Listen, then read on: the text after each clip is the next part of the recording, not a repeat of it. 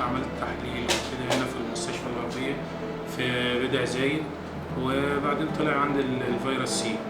فالدكتور قال لي لازم تاخد الحقن بتاعت الفيروس سي وكده، فاتجهت للهلال الأحمر الإماراتي، فصرفوا لي 17 حقنة من 48 حقنة.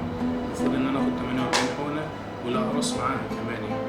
فصرفوا لي 17 حقنة ومن ال 48 فبقى لي 31 حقنة يعني.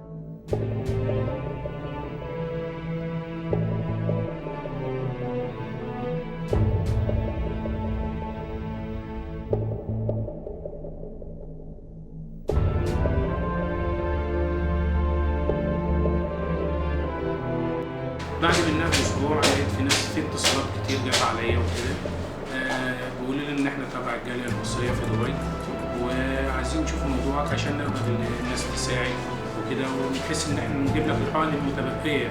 النور مكانه في القلوب، احضن خيوط شمس الغروب،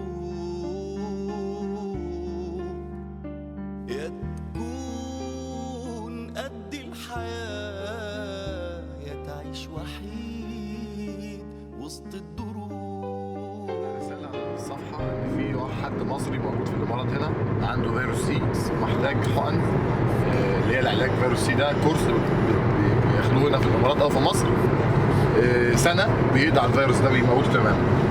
هنا في الإمارات بيصرفوه يعني الهلال الأحمر والجمعيات الخيرية بيصرفوه مجانا 17 حقنة فري. بعد كده وقفوا يصرفوا له ملابسات ايه انا ما اعرفش الصراحه، تتحمل الجزء الباقي من الحقن كله اللي هو كان 31 حقنه. فالناس مشكورين، ما حدش يعرف جماعه خير، الناس مشكورين تبرعوا. جالنا اتصالات كتير جدا، جبنا يعني في ناس اتبرعت في فلوس، جبنا 12 حقنه دول الناس اتبرعت بيهم، وفي واحد جاب 3 حقن اتبرع بيهم لوحده، مع العلم ان سعر الحقنه 1360 درهم.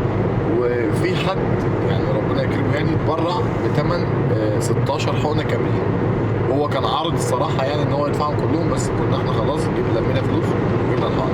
واحنا دلوقتي في طريقنا عشان ندي الحقن لعين.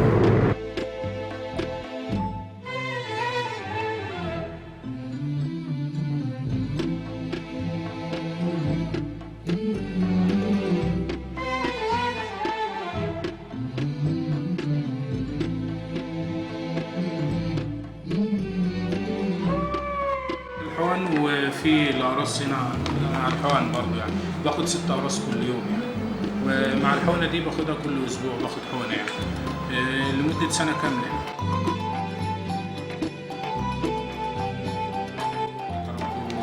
جزء كل خير، وأنا بشكر كل واحد ساعد وساهم ولو حتى بجزء بسيط يعني، أو أي حد اتصل بيا واداني أي معلومة أو دعالي بالشفاء، وربنا يجازيك كل خير يا رب. ومتشكر جدا جدا على اللي انتوا عملتوه معايا، واتمنى ان الصفحه دي تبقى خير بعد كده لاي حد محتاج اي مساعده، لان احنا هنا كلنا يعني اخوات يعني، ولازم نبقى ايد واحده.